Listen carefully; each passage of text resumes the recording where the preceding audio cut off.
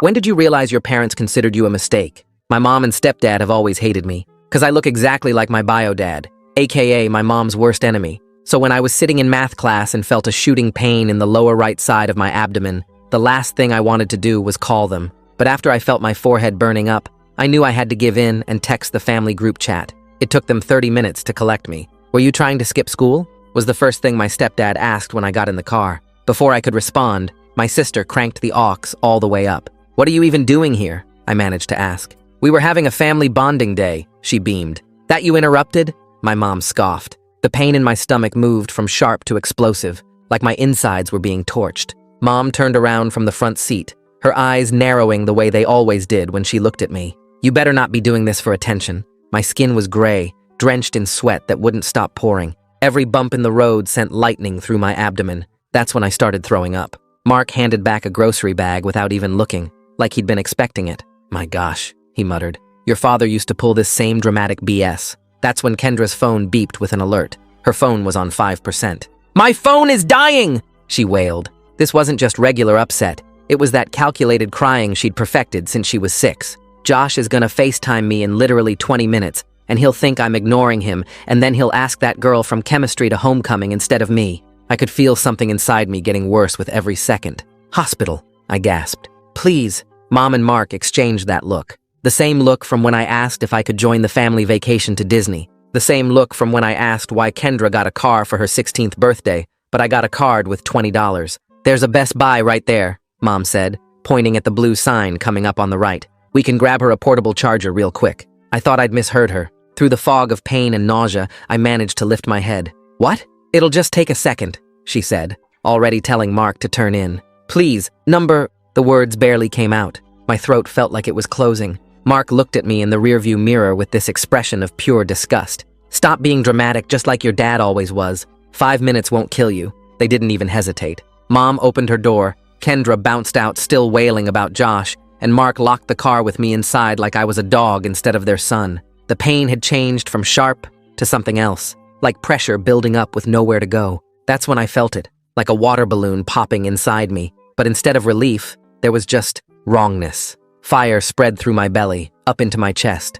I knew what had happened. Even at 16, even without medical training, your body tells you when something has ruptured, when something that's supposed to be contained isn't anymore. I tried to call an ambulance, but my hand wouldn't hold still to type in the numbers. Through the shop window, I could see Mom holding 2 different chargers, comparing them. Kendra was looking at phone cases. Mark was checking his watch, not because he was worried about me, but because the game started at 4. The last thing I heard before blacking out was the car door opening. "Mark, is he breathing?" Mom checked. "Yeah, but we have to go now." Kendra, "But I haven't charged my phone yet." I woke up 3 days later in the ICU. Through the haze of medications, I could hear my mom's voice in the hallway, that fake concerned tone she used at parent-teacher conferences. "We rushed here the second we realized something was wrong," she was telling someone. "We only stopped for 2 minutes because Kendra has severe anxiety and needed her medication from the pharmacy." The nurse was eating it up. "You poor things. It must have been so scary," Mark chimed in. "We've been here every day." Haven't left his side. That's when I knew. If I wanted justice, I'd have to get it myself. And I knew exactly how to do it. I opened our family group chat and typed, "Thank you for saving my life, Mom." Then I hit send on something else. The message wasn't to my family. It was to my bio dad, whose number I'd found in Mom's old phone 6 months ago and saved under a fake contact name just in case. My fingers shook as I typed on the screen, each word harder than the last, because the pain meds were already pulling me back under. I almost died because Mom wouldn't take me to the hospital. "I'm in ICU. Please help." I hit send and watched the message turn blue before my eyes got too heavy to keep open. The phone slipped from my hand onto the blanket, and everything went dark again. When I woke up, the room was dim, just one light over the sink, glowing yellow. A guy in dark blue scrubs stood next to my bed doing something with the machines. He had kind eyes and a name tag that said Ty. He noticed me staring and smiled a little. "Hey, you're awake. How are you feeling?" Most people ask that as a greeting, not expecting a real answer, but Ty just stood there waiting, actually looking at me like my answer mattered. "Everything hurts," I said, my voice coming out scratchy and weak. "And I'm scared to go home." His expression changed right then. Not shocked exactly, more like something clicked into place. He pulled up the chair next to my bed and sat down so we were at eye level. "Can I ask you some questions about that?" I nodded. My throat felt tight, but I needed someone to know. The hospital takes patient safety really seriously, Ty said quietly. Would it be okay if I requested a social work consult for you? Someone who can help make sure you're safe and have what you need? Relief hit me so hard I almost started crying again. Someone actually cared enough to do something. Yes, I managed to say. Please. Ty squeezed my hand for just a second, then stood up and made some notes on his computer tablet. I'm putting that request in right now. Someone will come talk to you tomorrow morning. He checked my IV and adjusted something that made the aching in my stomach ease up a tiny bit. Try to get some rest. I'll be here all night if you need anything. I fell back asleep feeling safer than I had in years. The next morning, a woman with dark hair pulled back in a bun came into my room carrying a tablet and wearing a gentle smile. Her badge said, Valerie Burns, Social Services. She pulled the chair close to my bed and sat down. Good morning. I'm Valerie. The nursing staff asked me to come check on you and see how you're doing. Her voice was warm but professional, the kind that made you feel like you could tell her anything. Can you walk me through what happened before you got to the hospital? I told her everything. About texting the family group chat from math class when the pain started. About waiting 30 minutes for them to pick me up. About Mark asking if I was trying to skip school. About Kendra's phone dying and Mom deciding to stop at Best Buy for a charger while I was throwing up in the back seat. About them locking me in the car while they shopped. About feeling my appendix rupture and not being able to call for help. Valerie's face stayed calm and kind the whole time, but her fingers moved fast across her tablet, taking notes on everything I said. When I finished, she looked up at me with those kind eyes. The medical team documented your condition when you arrived. You had critical sepsis from a ruptured appendix, which means there was a significant delay in getting you treatment. She paused, then asked the question that mattered most. Do you feel safe going home? I wanted to say no so badly it hurt worse than my incision. But I also knew what happened to kids who said they weren't safe at home. Foster care, maybe. Or forced family therapy where Mom would blame me for everything. I don't know, I said finally, which was at least honest. Valerie nodded like that answer told her everything she needed. This information will be part of my assessment. I'll be working with your medical team, and we'll figure out the best plan for you. She stood up, but left her business card on the table next to my bed. If you need anything or remember something else you want to tell me, you can call that number anytime. After she left, I picked up my phone to check the time. That's when I saw the notification. A text from the contact I'd saved as Dave from the school, but was really my bio dad. I'm driving there now. 2 states away, but I'll be there by tomorrow morning. Are you okay? Please tell me you're okay. I started crying before I could stop myself. Someone who barely knew me, who Mom had kept away from me my whole life, was dropping everything and driving through the night to get to me. Meanwhile, my own mother was probably at home watching her cooking shows and complaining about how I'd ruined her week. The tears kept coming and I couldn't make them stop. A different nurse came in to check on me and asked if I was in pain. I just shook my head, because how could I explain that these were relief tears? The kind that come when you realize you're not as alone as you thought you were. That afternoon, I heard Mom's voice in the hallway before I saw her. That fake sweet tone she used with teachers and doctors, the one that made everyone think she was Mother of the Year. Mark's deeper voice rumbled something I couldn't make out. Then they walked in with Kendra trailing behind them, her eyes on her phone like always.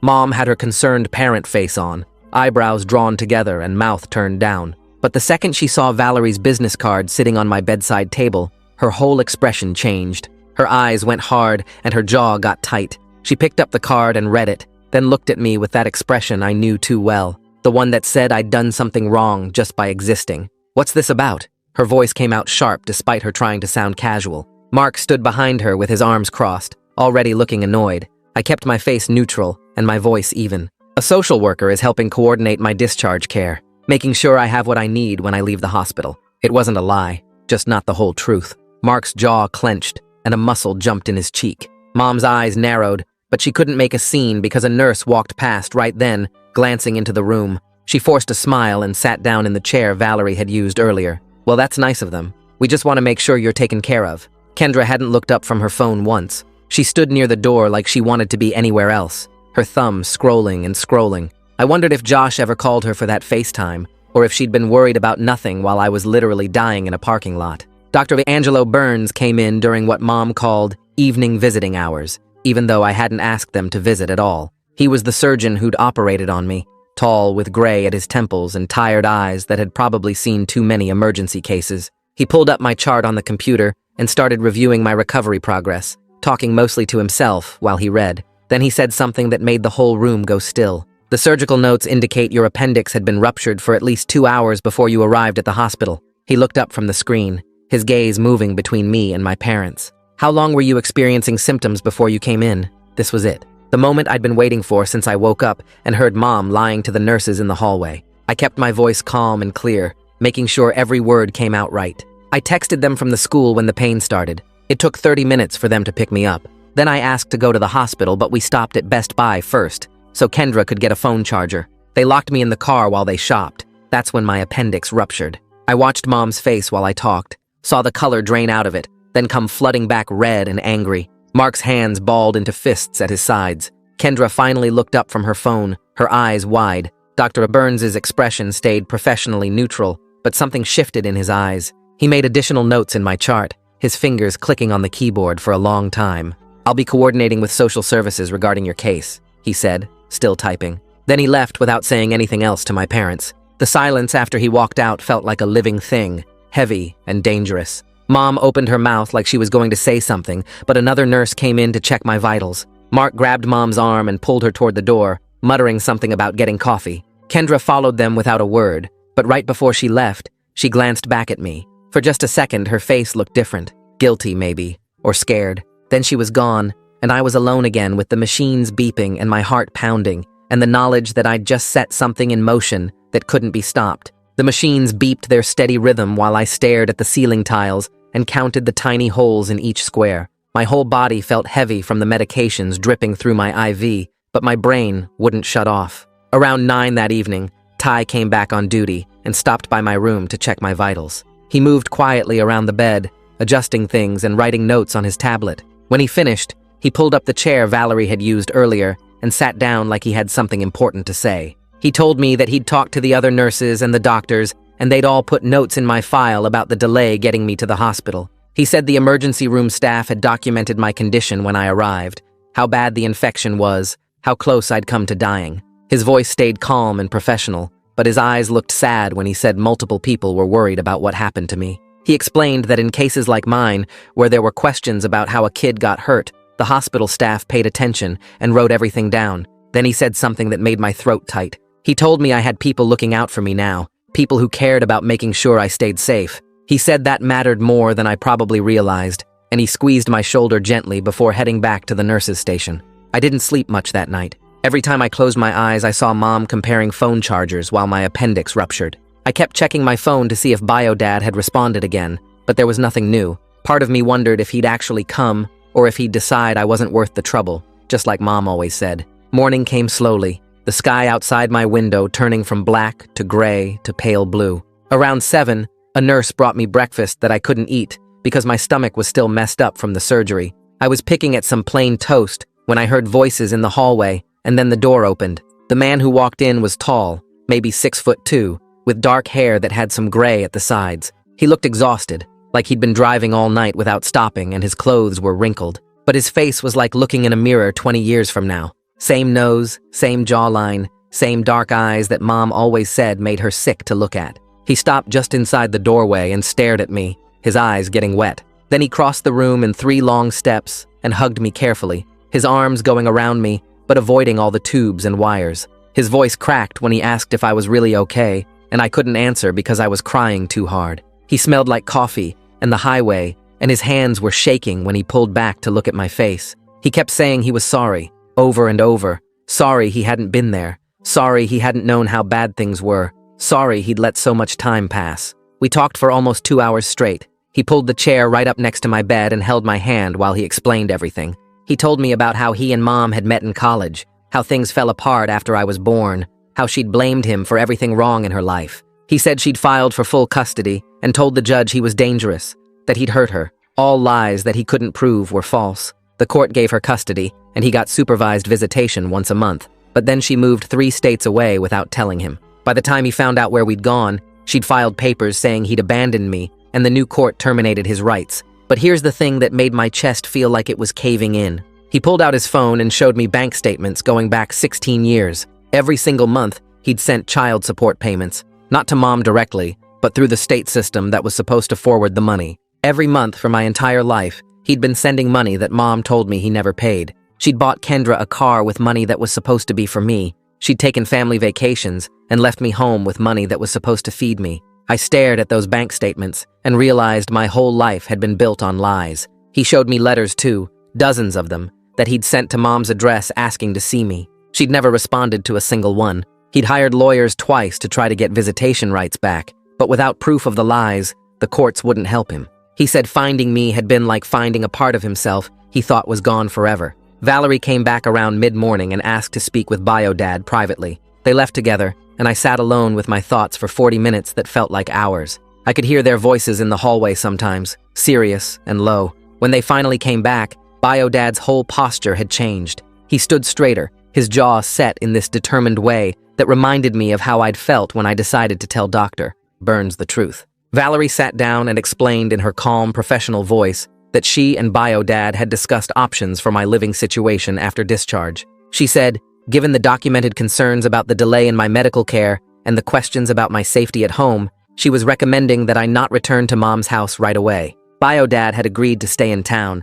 and she was going to arrange for him to be my temporary guardian during my recovery. She used words like home evaluation and child protective services and family court, and each one felt like another brick in the wall I was building between me and Mom. Valerie said a CPS investigator would need to visit Mom's house and interview everyone, and that process would take some time. She promised she'd make sure I was safe while everything got sorted out, and the way she said it made me believe her. Bio-Dad reached over and took my hand again, and I held on tight. Mom showed up for afternoon visiting hours and found Bio-Dad sitting next to my bed. I watched her face go through about 5 different expressions in 2 seconds. Shock, then anger, then this fake pleasant look she used when other people were watching. She asked what he was doing here in this sweet voice that didn't match her eyes at all. Bio-Dad stood up and said he was visiting his son, and Mom's fake pleasant expression cracked. She started yelling about how he had no rights, how he'd abandoned me, how dare he show up now. Bio-Dad's voice stayed level when he pointed out that he'd been paying child support for 16 years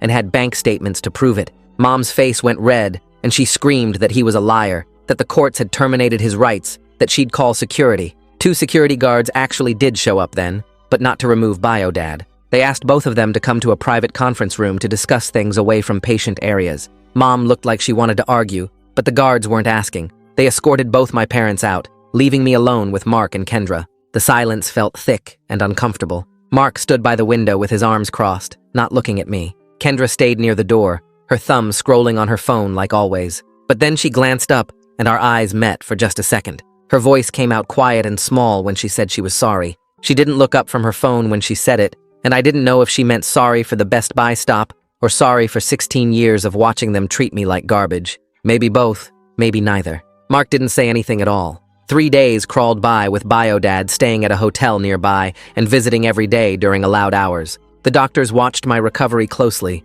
checking my incision and blood work and making sure the infection was clearing up. Dr. Burns came by on the 4th day after I'd woken up and said I was healing well enough to go home. He gave me a whole list of instructions about wound care, keeping the incision clean and dry, watching for signs of infection. He wrote prescriptions for pain medication and antibiotics and explained the activity restrictions. No heavy lifting, no running or jumping, no gym class for at least 4 weeks. He talked about diet too, starting with small, bland meals and slowly adding foods back in. Then Valerie showed up with discharge papers and a plan. She'd arranged everything with Bio-Dad and the hospital social work department. Instead of going back to Mom's house, I'd be staying with Bio-Dad at his hotel for now. She said it was about making sure I got proper post-surgical care and supervision during recovery, but we all knew it was about keeping me away from Mom. She used official words like adequate support and medical supervision needs, writing everything down in her reports. Mom would get copies of all the paperwork, Valerie explained, and she'd have the right to object through proper legal channels. But for now, this was what was happening. Mom did object, loudly and immediately. She showed up as I was getting dressed to leave and started threatening legal action. She said Bio-Dad had no custody rights, that she'd sue the hospital, that she'd call the police. Bio-Dad stayed completely calm while she yelled. His voice came out steady and reasonable when he pointed out that he'd been paying child support for 16 years without any visitation, that he had legitimate concerns about my safety based on what happened, and that the hospital social worker's report supported his position. He said the medical documentation showing the delay in treatment was pretty clear, and maybe she should talk to her lawyer before making threats. Mom's face went purple, and she looked like she might actually hit him. A nurse stepped between them and suggested Mom leave before security got involved again. Mark pulled her toward the door while she kept yelling about how this wasn't over, how she'd fight this, how I was manipulated. I sat on the edge of the hospital bed in the clothes bio Dad had brought me and watched my mother walk away, still screaming.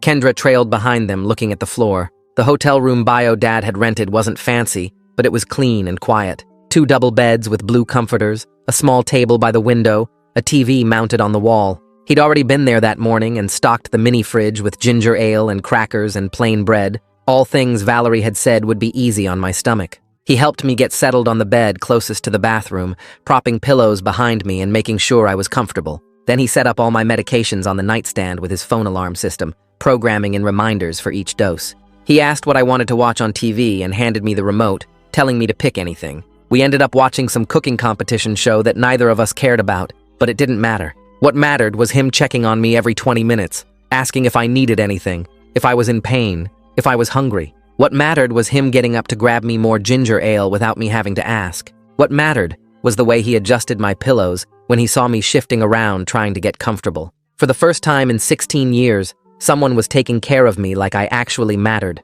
I fell asleep that afternoon feeling safer than I'd ever felt at home. Kian showed up that evening with a backpack full of homework assignments and gossip from the school. Bio Dad let him in and they shook hands, Kian looking a little nervous meeting my actual father for the first time. I was sitting up in bed with my laptop, trying to catch up on some reading for English class. Kian dumped his backpack on the other bed and started pulling out folders and papers, explaining what I'd missed in each class. Then he stopped mid-sentence and looked between me and Bio Dad, who was helping me adjust my pillows again. Kian's eyes went wide, and he leaned closer to me, his voice dropping to a whisper. He asked if this was my actual dad, his tone full of surprise and something else, maybe relief. When I nodded, Kian's whole face broke into this huge grin. He said it was about damn time something good happened to me. Bio Dad laughed and offered to order pizza for dinner, asking Kian what toppings he liked. We spent the next 2 hours eating carefully bland food for me while they had pizza, Kian catching me up on all the school drama and treating the situation like it was completely normal. Like having my bio dad suddenly in my life wasn't this massive weird thing. His casual acceptance of it made everything feel more real and less scary. Valerie had suggested I keep a journal documenting everything during my recovery. She said it would help if there were any questions later about the level of care I was getting. So over the next few days, I wrote down everything. How bio dad checked my incision twice every day, looking for redness or swelling or any signs of infection. How he made sure I took my medications exactly on schedule, never letting me skip a dose even when I said I felt fine. How he made me small, bland meals even though they were boring, because that's what the doctor ordered. How he asked me constantly how I was feeling, if I needed anything, if the pain was getting worse. I wrote about him doing my laundry at the hotel laundromat and buying me new clothes because I'd only had what Mom packed. I documented him setting up a tutoring schedule so I wouldn't fall behind in the school and researching the best doctors for follow-up care. Every entry in that journal showed the same thing. Bio Dad treated me like I was important, like my health and safety and future actually mattered. The contrast to my entire life before was so sharp it hurt almost as much as the surgery had. Reading back through those entries, I could see exactly what Valerie had wanted me to see, the difference between neglect and actual parenting, written out in my own words that no one could argue with. A week later, a thick envelope arrived at the hotel addressed to Bio Dad. He opened it at the small desk while I was doing homework on my bed, and I watched his jaw tighten as he read. Mom's lawyer had sent a formal demand letter insisting I return home immediately, claiming Bio Dad had no legal right to keep me. Bio Dad made 3 phone calls that afternoon. His lawyer requested copies of all my medical records from the hospital, asked Valerie to write an official report about her concerns, and filed something called an emergency custody modification petition with the family court. 2 days after that, another letter came. This one had a court seal on it. The judge had ordered a temporary hearing in exactly 2 weeks to determine where I should live while the full custody case got sorted out. Bio Dad showed me the letter and asked if I was okay with this, if I really wanted to go through with legal action against my own mother. I looked at the journal on my nightstand, at the medication bottles he'd organized, at the mini fridge he kept stocked with safe foods for my recovering stomach. Then I looked at him and said yes. 3 weeks after my surgery, Bio Dad drove me back to my old school for the first time. My incision still pulled when I moved wrong and I got tired way faster than before. By 3rd period, I was fighting to keep my eyes open in history class. The teacher noticed me nodding off and sent a note to the counselor's office. I'd never met Jasmine Ford before. She had an office near the front entrance with plants on every surface and a couch that looked actually comfortable instead of the usual hard plastic chairs. She asked me to sit down and offered me water, then waited until I was settled before asking how I was really doing. I tried to give her the standard answer about being fine and catching up on schoolwork. She just looked at me with this patient expression and said she'd gotten a report from my teacher about me falling asleep, and she knew I'd been hospitalized recently. Requested Reds is on Spotify now. Check out link in the description or comments. She asked if I wanted to talk about what was going on. Something about the way she asked, without pushing or judging, made everything spill out. I told her about the appendix rupture and the Best Buy stop while I was dying in the back seat. I told her about waking up in the ICU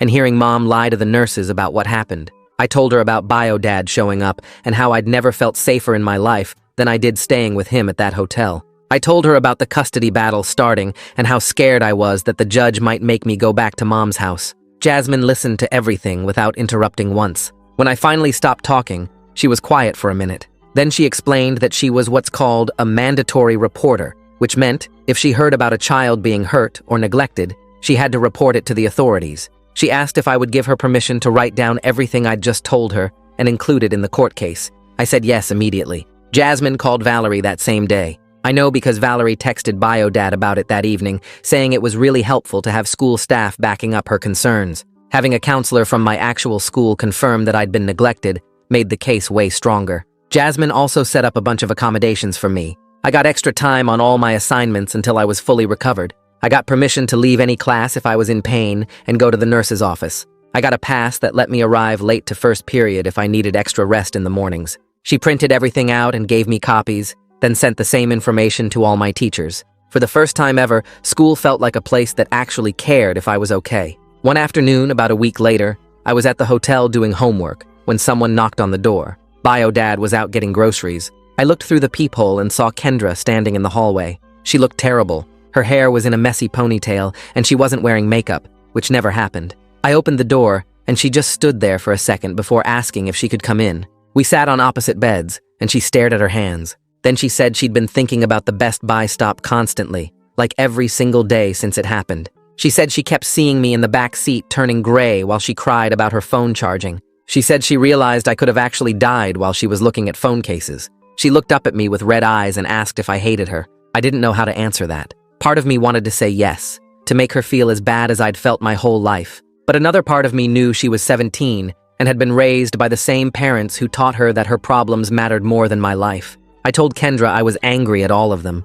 At her for being so selfish, at Mom for hating me, at Mark for treating me like garbage. But I also told her I understood she was just a kid who'd been raised in a really messed up environment. I said Mom and Mark had spent our entire lives teaching her that she was more important than me, so of course she believed it. That wasn't totally her fault. Kendra started crying, but it wasn't her usual fake dramatic crying. These were real tears that made her face blotchy and her nose run. She said she wanted to tell the truth about what happened if it would help my case. She said she'd testify in court about the Best Buy stop and about how Mom and Mark had always treated me differently. I just nodded because I didn't trust myself to say anything else. A few days later, Bio-Dad took me to a follow-up appointment with Dr. Burns. The hospital was the same building where I'd almost died, and walking through those doors made my stomach clench. But Dr. Burns was really nice about checking my incision. He said it was healing well with no signs of infection. Then he had me step on a scale and his expression changed. He asked how much I'd weighed before the surgery. When I told him, he wrote something in my chart and said I was underweight for my height and age. He did some other checks, looking at my skin and nails and asking questions about how I'd been sleeping. Then he said I was showing signs of chronic stress and malnutrition. He added all of this to my medical file and mentioned it would be included in the reports going to the court. Bio-Dad asked if there was anything specific we should do, and Dr. Burns gave us a meal plan and some vitamin supplements. He scheduled another follow-up in 6 weeks. The CPS investigator showed up at Mom's house on a Tuesday afternoon. I know because Kendra texted me right after it happened. The investigator was a woman who interviewed each family member separately in different rooms. She talked to Mom first, then Mark, then Kendra. Kendra said the investigator asked really specific questions about the day I went to the hospital. She asked exactly how long we stopped at Best Buy. She asked if they'd noticed I was seriously sick. She asked how Mom and Mark usually treated me compared to Kendra. Kendra told her everything. She described the Best Buy stop in detail, including the part where I was throwing up in the car and they still went shopping. She talked about how I got a card with $20 for my birthday while she got a car. She explained how Mom and Mark always acted like I was a burden, and she was the favorite. The investigator took notes on everything. Her report came a week later. It said I had experienced medical neglect that could have resulted in death. It said there was a clear pattern of emotional abuse and differential treatment. It recommended I not return to Mom's house. Mom called me directly for the first time since I'd left the hospital. My phone rang while I was watching TV with BioDad, and her name popped up on the screen. My hand shook when I answered. Her voice was shaking too, but not with sadness. She was furious. She said I was destroying the family and turning Kendra against her. She said I was selfish and manipulative just like my father. She called me ungrateful after everything she'd done for me. She said I was going to regret this when the judge saw through my lies and sent me home. I didn't say anything back. I just hung up and blocked her number. BioDad asked if I was okay. I wasn't, but I nodded anyway. The next morning, Mark sent me a text. It was long and said he was sorry for not standing up for me. He claimed he didn't realize how bad things had gotten. He said he should have taken me to the hospital right away instead of stopping at Best Buy. He said he hoped I could forgive him someday. BioDad was reading over my shoulder while I stared at the message. He made this snorting sound and said, "Adults don't get credit for ignoring child abuse." He said Mark had 16 years to notice how they treated me and chose not to care until there were legal consequences. I didn't respond to the message. I just deleted it and put my phone away. The custody hearing happened 5 weeks later in a courthouse that smelled like old wood and floor cleaner. BioDad and I sat at a table on the left side, while Mom, Mark, and their lawyer sat on the right. Kendra was out in the hallway waiting to testify. The judge was a woman with gray hair pulled back tight and reading glasses on a chain. She looked at me when BioDad's lawyer called my name, and I walked up to the witness stand on shaky legs. My incision still pulled when I moved too fast. The lawyer asked me to describe what happened the day I went to the hospital, and I told her everything. The shooting pain in math class, texting the family group chat, waiting 30 minutes for pickup, throwing up in the car, asking to go to the hospital. Mom and Mark deciding to stop at Best Buy instead, being locked in the car while they shopped for a phone charger, feeling my appendix rupture while I watched them through the store window comparing products, blacking out, waking up 3 days later in the ICU. The lawyer asked how my family usually treated me compared to Kendra, and I explained the differential treatment. The Disney vacation I wasn't invited to, the car Kendra got for her 16th birthday while I got a card with $20, how Mom always looked at me with this expression like I disgusted her, how Mark called me dramatic whenever I was sick or hurt. The judge took notes and asked me directly if I felt safe with BioDad. I said yes, without hesitating. She asked if I wanted to go back to Mom's house, and I said no. Mom's lawyer tried to make me seem like I was exaggerating, but the medical records were right there showing exactly how sick I'd been. When I stepped down, my legs were shaking, so bad BioDad had to steady me. Kendra went next, and she was already crying before the lawyer even asked the first question. She described the Best Buy stop in detail, how I'd been throwing up, how my skin looked gray, how I'd begged them to go straight to the hospital, how Mom said it would just take a second to grab a charger, how long they actually spent in the store. The lawyer asked if our parents treated us differently, and Kendra nodded. She talked about getting a car while I got nothing, about family vacations I wasn't included in, about how Mom and Mark always acted like I was a burden while she was the favorite. She said they treated me worse because I looked exactly like BioDad and Mom hated him. She was sobbing through most of it, and I could see Mom glaring at her from across the courtroom with this look that would have made me feel guilty if I was Kendra. But Kendra kept talking anyway. She said she was sorry for not speaking up sooner and that she should have called an ambulance herself that day. When she finished, Mom's lawyer tried to make it seem like Kendra was just a dramatic teenager, but the judge looked skeptical. Dr. Burns testified after lunch. He brought my medical file and explained my condition when I arrived at the emergency room. Critical sepsis from a ruptured appendix, severe dehydration, dangerously high fever, blood pressure dropping. He said another 30 minutes of delay could have been fatal. The lawyer asked how long my appendix had been ruptured before I got to the hospital, and he said at least 2 hours based on the level of infection. He described the emergency surgery and the 3 days I spent in a coma. Then he talked about the implications of the treatment delay. He said stopping for a phone charger when a child is showing clear signs of a medical emergency demonstrated reckless disregard for my welfare. Mom's lawyer tried to argue that they didn't know how serious it was, but Dr. Burns shut that down. He said I was vomiting, sweating, gray, and in obvious severe pain. Any reasonable adult would have gone straight to the hospital. The judge asked if there was any medical justification for the delay,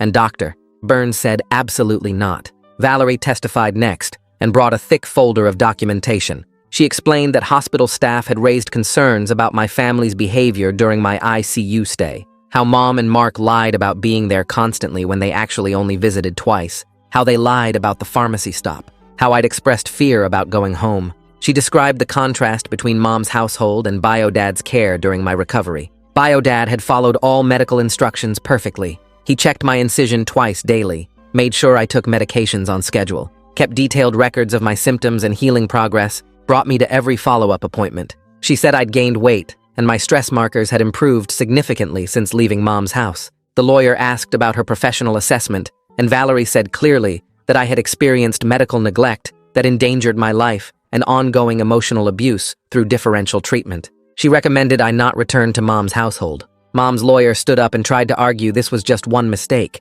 an isolated incident of poor judgment under stress, not a pattern of abuse. But Biodad's lawyer pulled out the accumulated evidence, medical records showing I was underweight and malnourished, school counselor reports about my deteriorating condition, social work documentation of the differential treatment, even Kendra's testimony about years of favoritism. The judge reviewed everything silently for what felt like forever. Then she spoke. She said the evidence painted a clear picture of ongoing neglect and that the Best Buy incident was just the most dramatic example. She granted Biodad temporary custody for 6 months with supervised visitation for Mom. She ordered family therapy for Mom, Mark, and Kendra, individual therapy for me, another hearing in 6 months to review the situation. Mom stood up so fast her chair scraped loud against the floor. She walked out without looking at me, and Mark followed right behind her. Kendra stayed sitting for a minute, looking lost before getting up slowly. Biodad squeezed my shoulder, and I realized I was crying, but not sad crying, relief crying.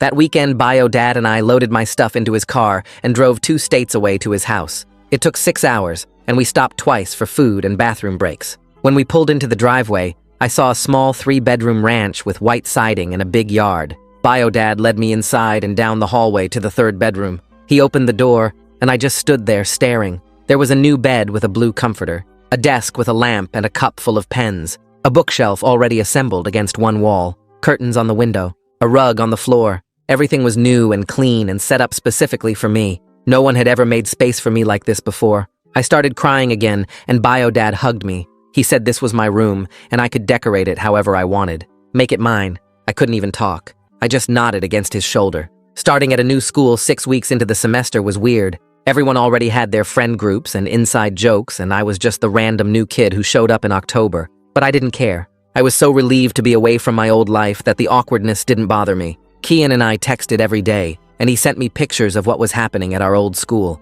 He promised to visit during spring break. My teachers were all really understanding about my situation. The principal had told them I was recovering from major surgery and dealing with a family situation, so they gave me extensions on assignments and let me leave class if I needed to. Nobody asked too many questions. I started therapy the 2nd week at my new school. Biodad found a counselor who worked specifically with family trauma cases. Her office was in a building downtown and had comfortable chairs and tissues on every table. She asked me to tell her my story, and I did. All of it. The years of being treated like I didn't matter. The appendix rupture. The Best Buy stop.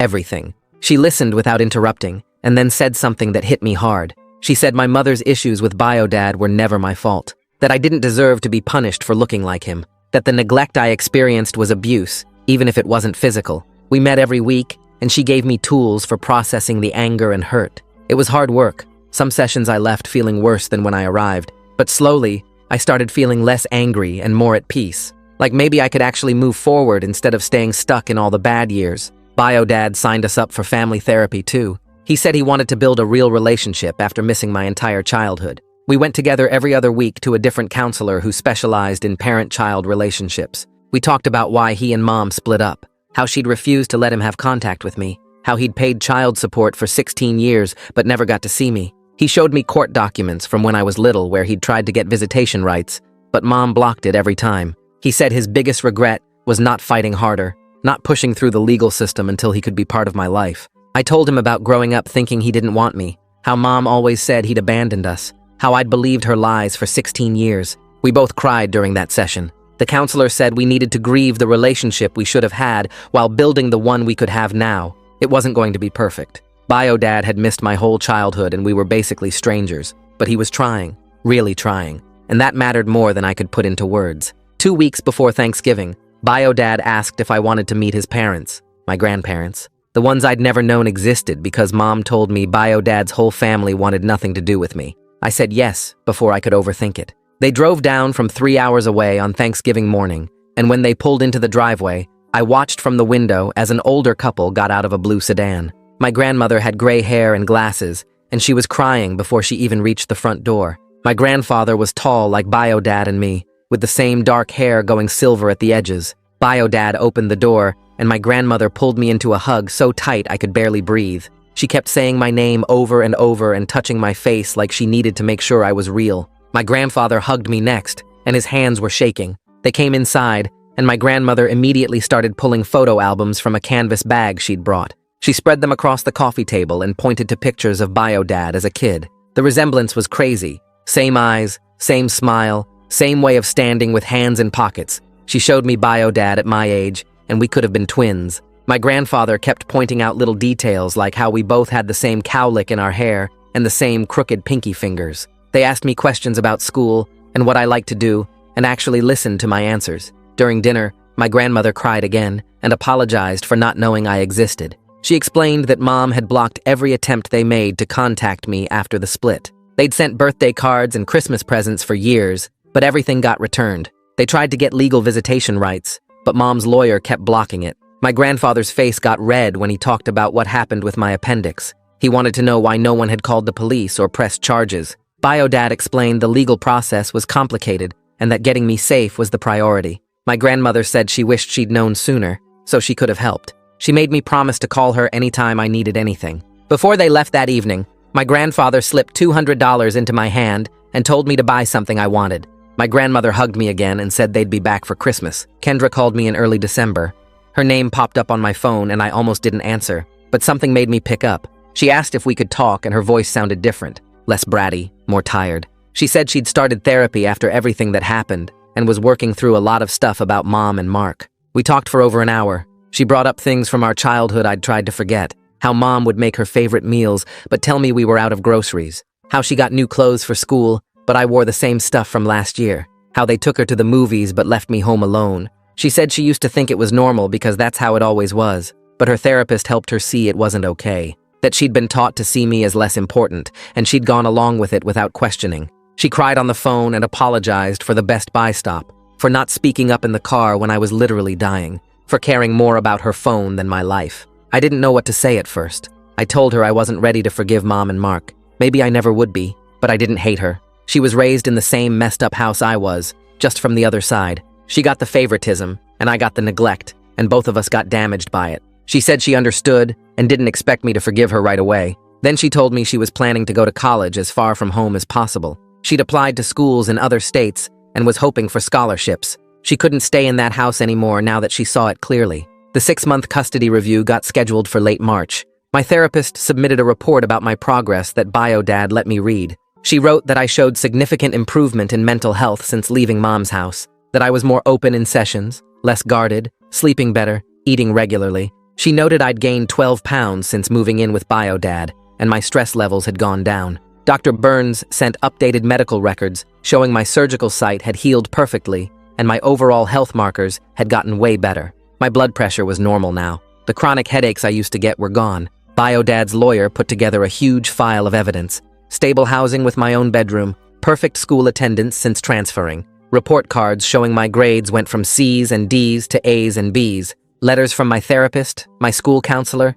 even my grandparents, photos of my room and the house, bank statements showing Bio-Dad's steady income and child support payments he'd made for 16 years. A timeline of every doctor's appointment and therapy session since I moved in. Mom's lawyer had a lot less to work with. She'd completed some therapy sessions, but her therapist's report was pretty basic. It said she was working on processing the custody situation, but didn't show much insight into her behavior. There was no mention of her acknowledging the neglect or taking responsibility for the Best Buy stop. The hearing happened on a cold Tuesday morning in late March. Bio-Dad drove us to the courthouse, and my grandparents met us in the parking lot. Inside the courtroom, I sat at a table with Bio-Dad and his lawyer. Mom sat across the aisle with her lawyer. Mark was there too, but Kendra wasn't. The judge was a woman in her 50s with short gray hair and reading glasses. She reviewed all the submitted documents first, taking her time with each report. Then she asked to hear testimony. Bio-Dad's lawyer called me up first. I walked to the witness stand and swore to tell the truth. This time I felt different from the temporary hearing.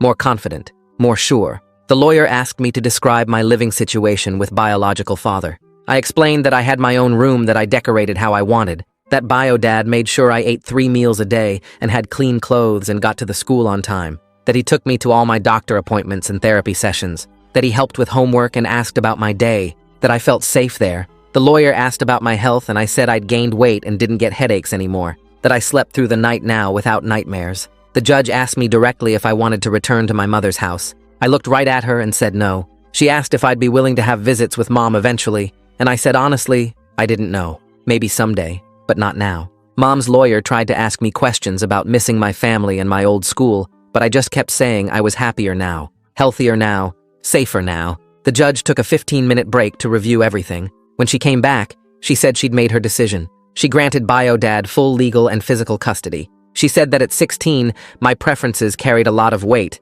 and it was clear I was thriving in his care. She noted that Mom had failed to acknowledge the seriousness of her neglect, and that made her think it could happen again. The medical evidence of delayed treatment was really concerning to her. She said I could have contact with Mom if and when I chose to, but there would be no forced visitation. Mom could petition for supervised visits in the future if she completed more therapy and showed real progress. But for now, I got to stay with Bio-Dad permanently. Mom's face went red, and she got up and walked out before the judge even finished talking. Mark stayed in his seat looking at the floor. Bio-Dad squeezed my shoulder, and my grandparents were crying happy tears behind us. The lawyer shook Bio-Dad's hand and told him congratulations. We signed some papers, and then we left. Mom didn't attend the final part of the hearing when the judge signed the official custody order. She just sent her lawyer. Mark was there in the back row, but he didn't try to talk to me or even look at me. After we left the courthouse, Kendra texted me. She said Mom was at home devastated and crying, that she was blaming Bio-Dad and the lawyers and the judge and everyone except herself, that she kept saying I'd been turned against her and poisoned by Bio-Dad's family. Kendra said she tried to tell Mom that none of this would have happened if she'd just taken me to the hospital that day, but Mom wouldn't hear it. I texted back that I was sorry Kendra had to deal with that it wasn't her job to make Mom see reality. Kendra said she was counting down the days until she could leave for college. I felt sad reading her messages, but I didn't feel guilty. This was Mom's choice, all of it. The years of treating me like I didn't matter, the Best Buy stop, the lies to the hospital staff, the refusal to take any responsibility. She could have fixed this at any point, but she chose not to. Spring break came in April, and Kian visited for 4 days. Bio-Dad picked him up from the bus station, and Kian gave me a huge hug in the parking lot. He kept looking around at everything like he was taking notes. Bio-Dad took us to a theme park the first day, and we went on every roller coaster twice. Kian kept saying how different I seemed, more relaxed, actually smiling and laughing. He said at our old school I always looked tense and tired, like I was waiting for something bad to happen. Now I looked like a normal teenager having fun. The second day we just hung out at the house playing video games and eating pizza. Kian met my grandparents when they stopped by for dinner, and afterward he told me I was lucky to have them now, that it was cool seeing adults actually care about me. The third day we went to the movies and walked around downtown. Kian talked about stuff happening at our old school, and it felt like hearing about a different life. A life I used to live, but didn't anymore. On the last day before Kian had to leave, we sat in my room and he said he was really glad things worked out, that he'd been worried about me for years, but didn't know how to help. I told him that texting me every day after the surgery and visiting the hospital meant more than he knew, that having one person who actually cared made a huge difference. Bio-Dad drove Kian back to the bus station and we promised to stay in touch. Watching him leave made me a little sad, but mostly I just felt grateful. Grateful that I had a real friend. Grateful that I had Bio-Dad and my grandparents. Grateful that I got out of that house before it destroyed me completely. With the custody case behind me, I started looking at my report card differently. My grades had jumped from mostly C's and D's to straight B's with a few A's mixed in. The school counselor called me in one afternoon and pulled up a college search website on her computer. She asked what I wanted to study, and I realized I'd never thought about it before, because college felt like something that happened to other people. We spent an hour looking at schools within an hour of Bio-Dad's house, comparing programs and scholarship deadlines. She printed out a list of 10 possibilities and said we'd work on applications together starting in fall. The email from Jasmine Ford came on a Tuesday morning before school. She wrote that she was glad the court case ended with me somewhere safe. She said she'd presented my situation at a district-wide training about recognizing family neglect and taking student reports seriously. Reading that made something shift in my chest. The worst thing that ever happened to me might actually help another kid someday. I wrote back thanking her for believing me when it mattered most. Summer hit in late May, and I needed something to do besides sitting around Bio-Dad's house. He helped me put together a resume, even though I'd never had a real job before. The bookstore downtown had a help wanted sign in the window. The manager hired me on the spot to work the register and restock shelves 4 days a week. My co-workers were mostly college students home for summer. They invited me to their movie nights and park hangouts. I was building actual friendships with people who didn't know anything about my past, unless I chose to tell them. Kendra's graduation happened in early June. She texted me a photo of herself in her cap and gown standing between Mom and Mark. Then she sent another message saying she got accepted to a state university 8 hours away from their house. Her voice sounded different on the phone when she called that night. Lighter somehow. She asked if she could visit me and Bio Dad before college started in August. I said yes without checking with him first because I knew he wouldn't mind. The letter came through Mom's lawyer in mid-June. It was formal and carefully worded, asking if I would consider meeting her for coffee with a therapist present to facilitate conversation. Bio Dad handed it to me without commentary and said the choice was completely mine. I sat with it for 3 days before bringing it up in my therapy session. My therapist asked what I hoped to gain from seeing Mom, and I couldn't come up with an answer. I wrote back through Bio Dad's lawyer that I wasn't ready and might never be. Kendra showed up on a Saturday in late July with 2 suitcases and a nervous smile. Bio Dad shook her hand at the door and invited her in like she was any normal guest. They sat in the living room while I made sandwiches in the kitchen. I could hear them talking about the custody case. Kendra's voice cracked when she apologized for all the years she went along with how Mom treated me. Bio Dad told her she was just a kid too and shouldn't carry guilt for her parents' choices. When I brought the food out, Kendra's eyes were red, but she looked calmer than I'd seen her in months. The camping trip happened the second week of August. Bio Dad loaded up his truck with tents and sleeping bags and drove us 3 hours north to meet my grandparents at a state park. We set up camp near a lake and spent 2 days swimming and hiking. That second night around the campfire, my grandfather started telling stories about Bio Dad's childhood. He said I got my stubborn streak from both sides of the family. Then he looked at me seriously and said that stubbornness saved my life because I refused to let Mom's neglect get swept under the rug like it was nothing. My grandmother squeezed my hand and said she wished she'd known about me sooner, but was grateful for every day moving forward. Senior year started the Tuesday after Labor Day. I walked into school with actual confidence for the first time ever. My schedule was packed with classes I'd chosen myself instead of whatever fit around Kendra's activities. I made the honor roll first quarter, and my teachers started writing college recommendation letters. My therapist noticed the change during our October session. She said I'd made remarkable progress over the past year and asked if I wanted to reduce our meetings from weekly to every other week. I agreed, because I was genuinely happy most days instead of just surviving. Kendra called from her dorm room in late September. She said college was harder than high school, but better, because nobody there knew her as Mom's perfect daughter. She'd started seeing a campus therapist twice a week. Then she asked if we could be real siblings now without our parents' dysfunction wedged between us. I told her we could try to, that I meant it. She said that was enough for now. The college acceptance letters started arriving in March. I got into 3 schools near Bio Dad with decent financial aid packages. One offered enough scholarship money that I'd only need to take out small loans. I brought the letters home and spread them on the kitchen table. Bio Dad read each one carefully, and then his eyes got wet.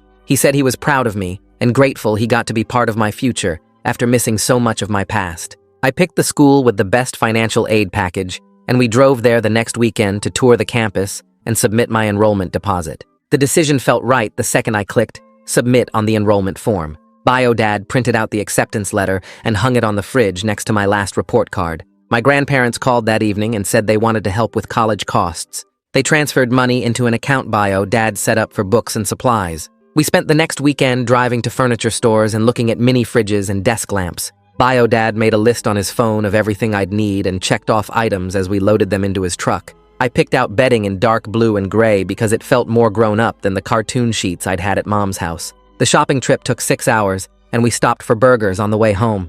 Bio Dad asked if I was nervous about starting college, and I told him I was excited instead. He smiled and said that was exactly how it should feel. Graduation day arrived on a Saturday in late May. I woke up early and put on the cap and gown that had been hanging in my closet for 2 weeks. Bio Dad drove me to the school, and we met my grandparents in the parking lot. Kendra showed up 20 minutes later looking tired from her drive. Kian found us in the crowd and gave me a fist bump before heading to sit with his family. The ceremony started at 10, and I sat with my class in folding chairs on the football field. When they called my name, I walked across the stage and shook the principal's hand. I could hear Kian yelling from the bleachers and saw Bio Dad standing up to take pictures. Mom and Mark weren't there because I never sent them an invitation. I didn't feel bad about it. This day belonged to the people who actually showed up for me. After the ceremony, we took photos by the school sign and went out for lunch at a steakhouse. My grandmother kept touching my arm like she needed to make sure I was real. Summer started the Monday after graduation, and I got hired at a bookstore near Bio Dad's house.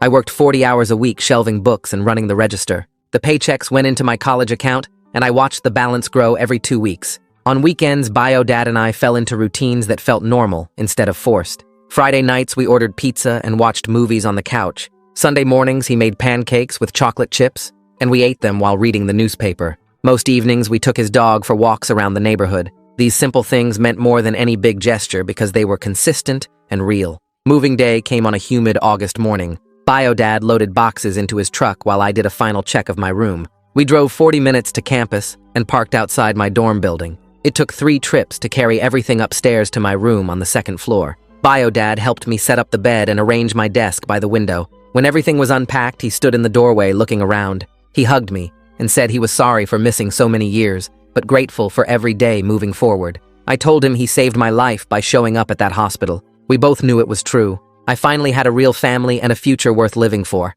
That's my side of the story. Now I want to hear yours, because everyone sees things differently.